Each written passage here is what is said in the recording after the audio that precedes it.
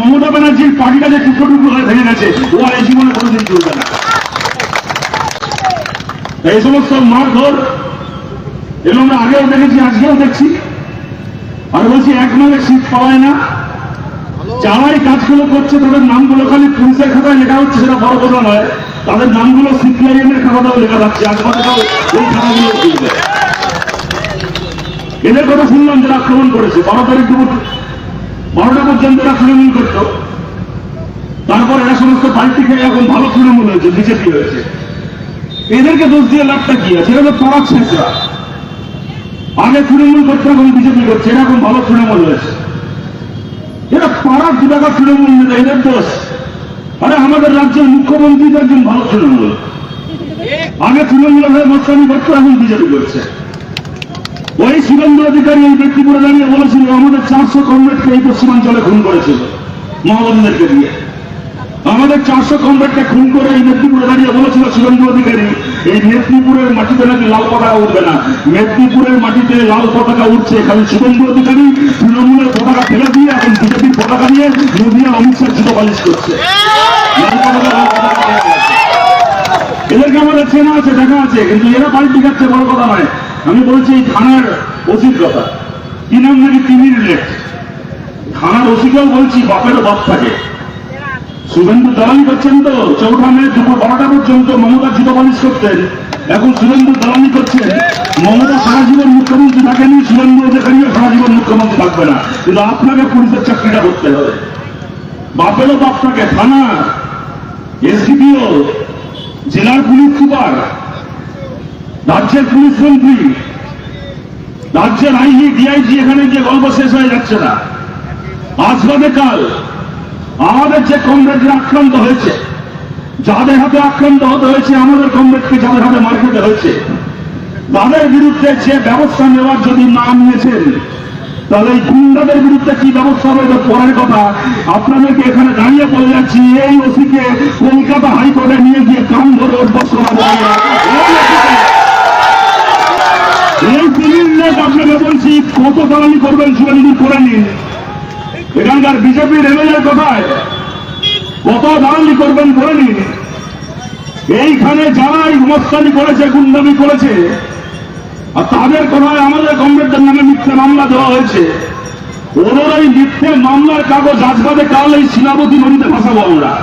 আমাদের কমরেডদের নামে যে মিথ্যে মামলা হয়েছে এই শিলাবতী নদীতে, ওই মামলার কাগজ ভাসবে কদিন পরে। কিন্তু আপনাদেরকে বলছি, যদি ব্যবস্থা না নেওয়া হয়েছে, এই ওসির বিরুদ্ধে রিট পিটিশন করে ওসিকে নিয়ে গিয়ে কলকাতা হাইকোর্টে উঠতি যদি না খুলিয়েছি, তাহলে ধরে নেব আমরা লাল পতাকা দেওয়ার যোগ্যতা নেই। আমাদের কোন এমএলএ আর কোন মুখ্যমন্ত্রী এসে দালালগুলোকে বাঁচায়, তখন দেখবো আমরা। শুভেন্দু অধিকারীর ভরসায় বেশি উঠবেন না। মমতা ব্যানার্জি ভরসা একসময় অনেকে উঠেছিল, তাদের অবস্থা এখন দেখছেন। যারা মমতা ব্যানার্জির ভরসায় বেশি উঠেছিল, তাদের এখন দানা খাটা চলছে পশ্চিমবাংলায়। আর মমতা ব্যানার্জির ভাইপো ভারত ছেড়ে উড়ে যাবে বলে এখন আদালতের চক্কর কাটছে। যারা ওই ভাইপোর কথা দাঁড়িয়ে যুবরাজ জিন্দাবাদ করতেন, এই ঘাটালে ঘুরে বেড়াচ্ছেন, ওই ভাইপোকে দেখছেন তো, ওই হাইকোর্ট থেকে সুপ্রিম কোর্ট ছুটছে আমেরিকা পালাবে বলে কোর্টের অনুমতি নেওয়ার জন্য। আজ বাদে কাল যদি অনুমতি পেয়ে যায়, ওর পরিবারকে নিয়ে আমেরিকায় পালাবে, ভারত দ্বীপে পালাবে, অন্য দেশে পালাবে, জীবনে আর ভারতে ফিরবে না। কিন্তু ওর কথায় যারা রংবাজি করেছে এই মেদিনীপুরে দাঁড়িয়ে, তারা আমেরিকাতেও যেতে পারবে না, আর জাপান ইংল্যান্ডেও যেতে পারবে না। তাদেরকে এই ঘাটালে এই মেদিনীপুরেই থাকতে হবে, আমাদের সামনেই থাকতে হবে তাদেরকে। আমি বলছি, কেউ উস্কে দিলে বেশি উস্কাবেন না। পুলিশের ভরসায় যারা ওড়ে, যখন পুলিশ থাকে না তখন যে তাদের কি অবস্থা হয়, এখন চারদিকে তৃণমূলকে দেখে শিখছেন, কদিন পরে বিজেপিকে দেখেও শিখতে হবে। বেশি না 2 মাস হয়েছে, 2.5 মাস হয়েছে সরকার এসছে, খবরের কাগজের টিভি চ্যানেলগুলোকে কিনে নিয়েছে। ওরা আপনাদেরকে খবর রোজ দেখাবে না, ওরা খবর দেখাবে কোথায় শুভেন্দু অধিকারী আচমকা থানায় ভিজিট করছে, কোথায় ওদের কোন মন্ত্রী গিয়ে তসলিমা নাসরিনের সঙ্গে দাঁড়িয়ে ভাষণ দিচ্ছে, তসলিমা নাসরিনকে ফুলের বুকে দিয়ে অভিনন্দন জানাচ্ছে, ওদের কোথায় কোন এমএলএ গিয়ে সিনেমার প্রিমিয়ারে হিরোইনের সঙ্গে সেলফি তুলছে। মিডিয়া আপনাকে এই সমস্ত ভালো ভালো খবর দেখাবে, কর্পোরেট মিডিয়া, ওদের টাকায় বিক্রি হয়ে যাওয়া মিডিয়া। তার বাইরে বাংলা অনেক কিছু ঘটছে। গত 2-2.5 মাসে এমন অনেক খেলা হয়ে গেছে যেগুলো মিডিয়া দেখাচ্ছে না মানুষকে। এই সরকার, এই শুভেন্দু অধিকারী সরকার এসে সিদ্ধান্ত ঘোষণা করেছিল, ভোটের আগে গিয়ে বলেছিল 3,000 দেব, বলেছিল ভোটের আগে গিয়ে বলেছিল 3,000 দেব, ভোটের আগে 3,000, ভোটের পরে বুলডোজার, ভোটের পরে আর 3,000 এলো না, বুলডোজার চলে এলো। আমরা কমিউনিস্ট পার্টি করি, যে মানুষটা হকারি করেন তিনি কোনো চুরি করছেন না, ডাকাতি করছেন না, তিনি তোলাবাজি করছেন না, কাটমানি খাচ্ছেন না, চাকরি বিক্রি করছেন না, বেআইনি বালি বেআইনি গরু পাচার করছেন না, তিনি পরিশ্রম করে দোকান চালিয়ে হকারি করে খাচ্ছেন। যদি হকারি করে দোকান চালিয়ে কোন হকার বড়লোক হয়ে থাকে, বেশ হয়েছে, হকার বড়লোক হয়েছে, সে আরো বড়লোক হবে। আমরা লাল ঝান্ডাটার পাশে আছি। যে চুরি করে নয়, যে গদর খাটায়, সেই ওই সমাজে মাথা উঁচু করে থাকবে, সেই লড়াই আমরা করছি। বেশ হয়েছে, খেটে খাওয়া মানুষ যদি বড়লোক হয়েছে, আমরা গর্বিত সেই হকারের জন্য। আজকে এই ঘাটালে যদি মেদিনীপুরের যে কোনো প্রান্ত থেকে, পাশে পাঁশকুড়া থেকে, কোলাঘাট থেকে কেউ যদি তার কোনো অফিসের কাজে, কোনো সরকারি কোনো কাজে, কোনো ব্যবসার কাজে এখানে আসেন, এখানে বাজার আছে বলে, সামনে ছোট ছোট দোকানগুলো আছে বলে এখানে এসে একজন মানুষ 8 টাকা 10 টাকায় একবার চা খেতে পারেন। কোনো কাজে এসে দুপুরবেলা ভাত খাওয়ার থাকলে 30 টাকা 40 টাকা দিয়ে পেট ভরে ভাত খেতে পারেন। যেদিন এখানে হকার থাকবে না, সেদিন 8 টাকা 10 টাকা চাও থাকবে না, আর 30 টাকা 40 টাকার পেট ভরা ভাতও থাকবে না। তখন বড় বড় শপিং মলে গিয়ে 50 টাকার চা, 150 টাকা দিয়ে সবজি ভাত খেতে হবে, যেদিন হকার থাকবে না। তাই এই ভিডিও এনেছি, যেখানে ফেরাতে পারিনি সেখানে ফিরিয়ে আনবো। এখানে দাঁড়িয়ে বলে যাচ্ছি, এই বাজার আজ বাদে কাল আবার বসবে, এই বাজার আজ বাদে কাল আবার বসবে। আপনারা ভরসা রাখুন, যারা আমাদেরকে ভোট দিয়েছেন, যারা আমাদেরকে ভোট দেননি, আমাদের চোখে কোনো খেটে খাওয়া মানুষ, কে আমাদেরকে ভোট দিলেন, কে আমাদেরকে ভোট দিলেন না, তাদের পরিচয় আলাদা নয়। যারা সৎ পথে ব্যবসা করে এখানে খান, এই দোকান, এই বাজার আইনি পথে আবার বসবে। কোন এমএলএ, কোন এমপি, কোন থানা আইসির বাপের ক্ষমতা হবে না এই মানুষগুলোর ভাত মারা। আমরা আছি শেষ পর্যন্ত এই লড়াইয়ে। সিপিআইএম আছে, কংগ্রেস পার্টি আছে, এই প্রতিটা দোকান, প্রতিটা বাজার আবার বসবে। গোটা বাংলা জুড়ে এই হকার উচ্ছেদ আমরা আটকেছি। শুভেন্দু অধিকারী বলতে বাধ্য হয়েছে, সাংবাদিক সম্মেলন করে, আমরা দুর্গাপুজো পর্যন্ত বাংলায় আর হকার উচ্ছেদ করবো না।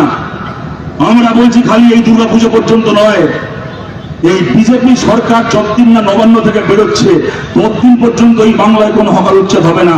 আর বিজেপি সরকার চলে যাওয়ার পরে বাংলার প্রত্যেকজন হকার যারা এখনো পর্যন্ত রেজিস্ট্রেশন পাননি, নতুন সরকার এসে আমাদের প্রথম কাজ হবে তাদের রেজিস্ট্রেশনের ব্যবস্থা করে হকারদেরকে স্থায়ী দোকান করে দেওয়া, যাতে কোনোদিন ভবিষ্যতে অন্য কোনো সরকার আসে, ভবিষ্যতে কালকে অন্য কোনো সরকার যদি আসে, অন্য কোনো সরকারও যদি আসে, কোন দোকানের দিকে কোন করে খাচ্ছে যে মানুষ, তার ব্যবসার দিকে যেন কোন সরকারের বুলডোজার পাঠানোর ক্ষমতা না হয়।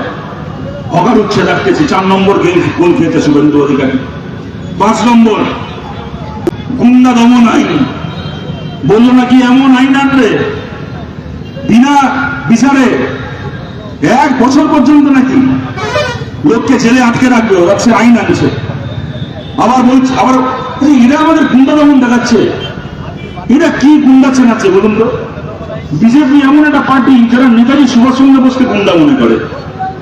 যারা নেতাজি সুভাষচন্দ্র বোসকে গুন্ডা বলে তাদের আবার গুন্ডা দমন আইন। বিধানসভায় দাঁড়িয়ে গত মাসের 24 তারিখ কলকাতায় মিছিল হলো, আপনারা জানেন, দিল্লির যন্তর মন্তরের প্রতিবাদীদের প্রতি সংহতি জানিয়ে। ধর্মেন্দ্র প্রধান শিক্ষামন্ত্রী ছিল সেই সময়, তার ইস্তফা আছে। কলকাতায় মিছিল হলো, মিছিলে গন্ডগোল হলো, কয়েকজনকে গ্রেপ্তার করলো।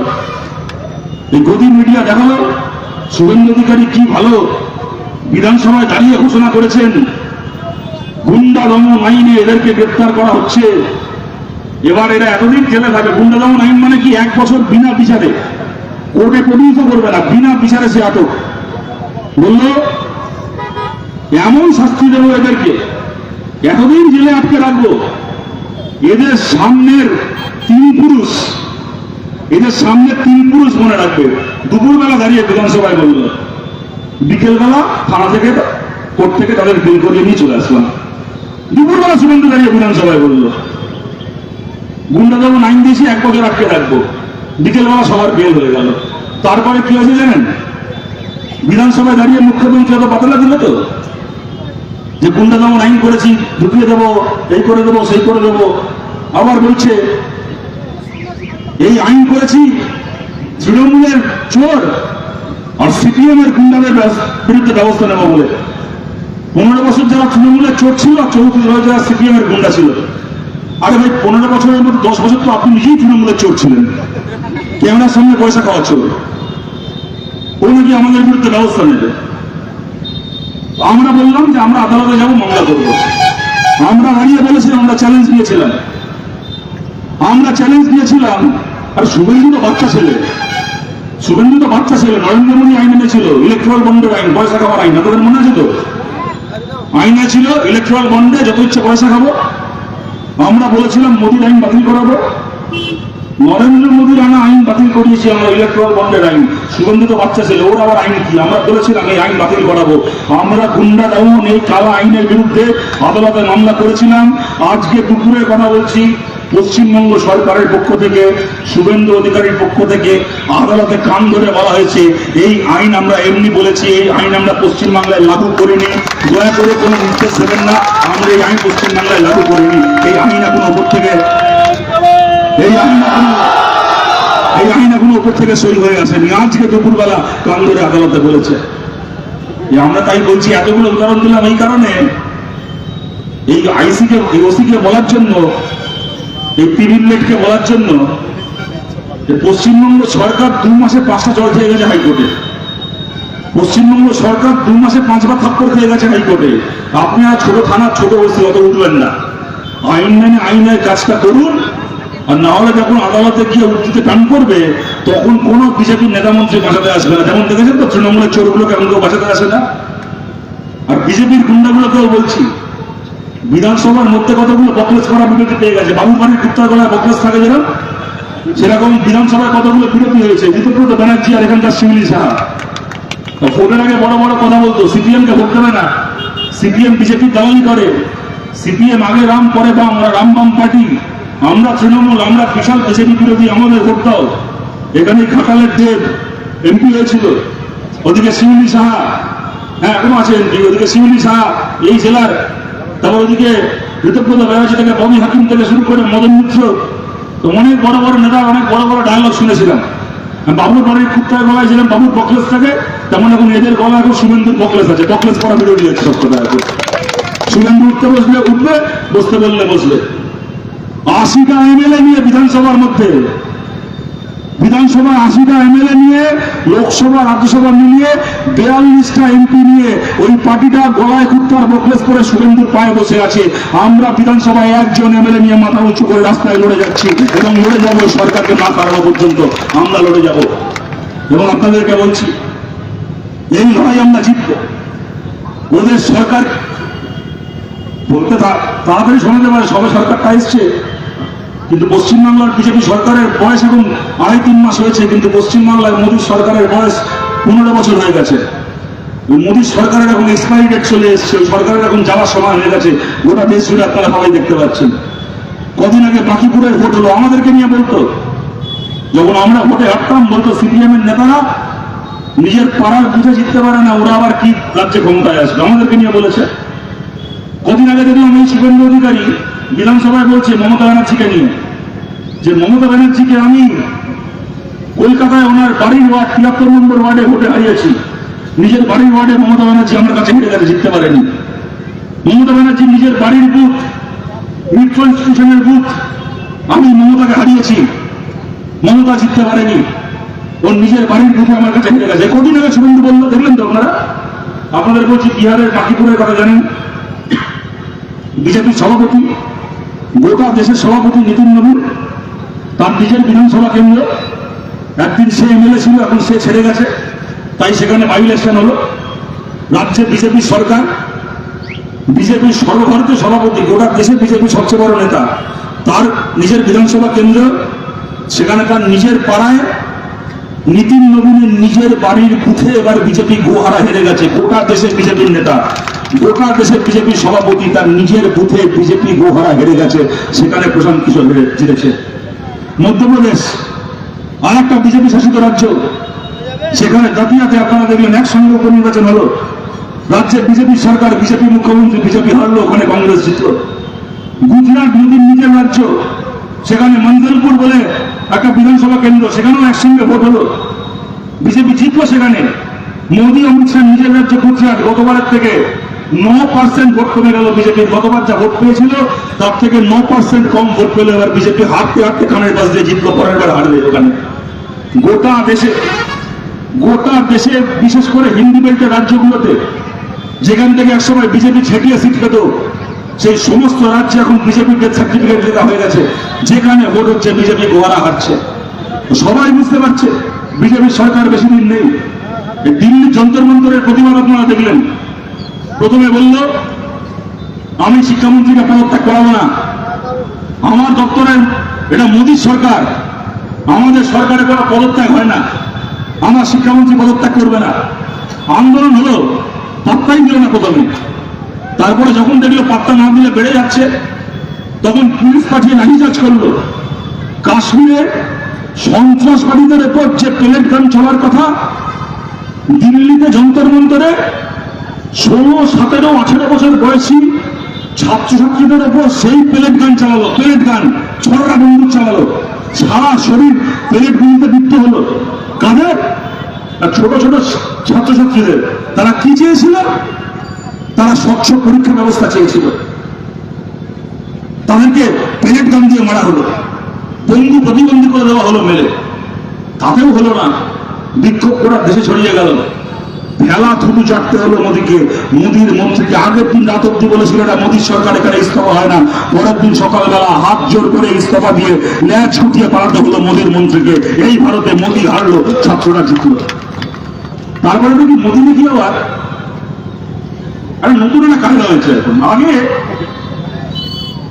এটা ছিল এই ধরনের ছাত্রদের আন্দোলন হলো, বিক্ষোভ হলো, এর অনেক ভালো দিক আছে।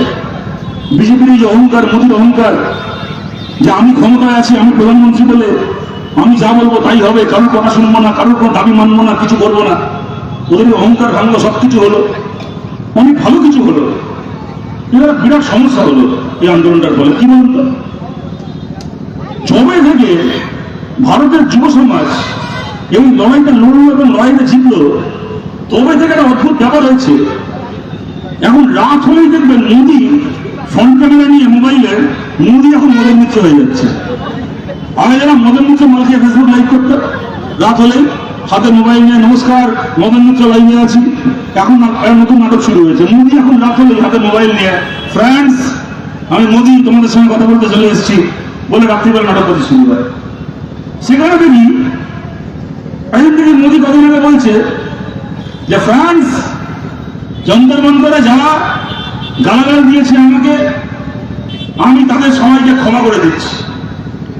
আমি আমার এই তরুণ প্রজন্মের এই ছেলে মেয়েদেরকে আমাদের দেশের আমি ক্ষমা করে দিচ্ছি। মোদী ক্ষমা করে দিচ্ছে। আর সঙ্গে সঙ্গে মোদীর চামচেরা বলা শুরু করলো আমাদের প্রধানমন্ত্রী কি মহান, দেখেছো সবাইকে ক্ষমা করে দিয়েছে। ও ক্ষমা করা দেখে আমার মনে পড়ে গেল, আপনাদের অনেকের মনে থাকবে, এখানে যারা আমার থেকে বয়সে বড় আছেন আপনারা তো মনে থাকবেই। আগে বলে ভানু বন্দ্যোপাধ্যায় যখন বেঁচেছিলেন, ভানু বন্দ্যোপাধ্যায় একটা ক্যাসেট হতো, ভানুর কৌতুক নকশা, মানে বাড়িতে বাড়িতে থাকতো। সে ভানু বন্দ্যোপাধ্যায় মজার মজার হাসি শ্রুতি নাটক, ভানু বন্দ্যোপাধ্যায়, সে মনে যাচ্ছে ভানু কৌতুক নকশা হতো। সেখানে একটা ছিল, বাড়িতে ছোটবেলা শুনেছিলাম একটা যে ভানু ভুল করে মঙ্গল গ্রহে চলে গেছে, রকেটে চেপে ভুল করে মঙ্গল গ্রহে চলে গেছে ভানু।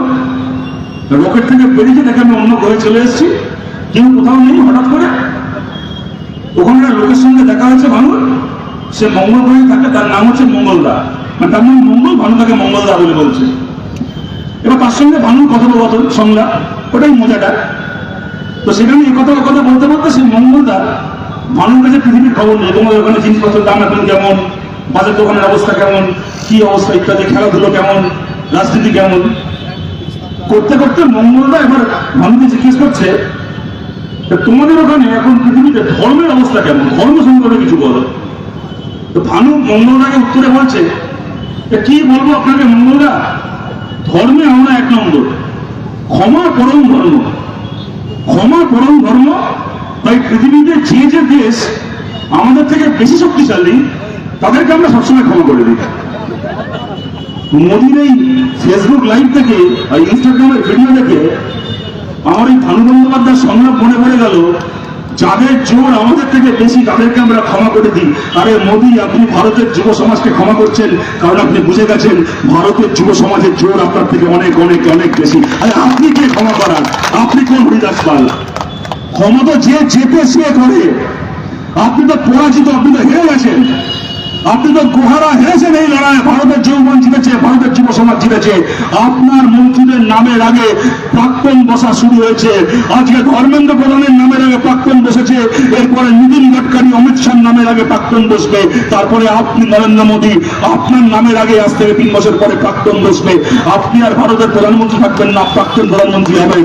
ওরা স্লোগান দিত এক সময়, অযোধ্যা তো ঝাঁকি হ্যায়, কাশী মথুরা বাকি হ্যায়। বিজেপির স্লোগান দিত, অযোধ্যা তো ঝাঁকি হয়, মথুরা কাশী বাকি হয়।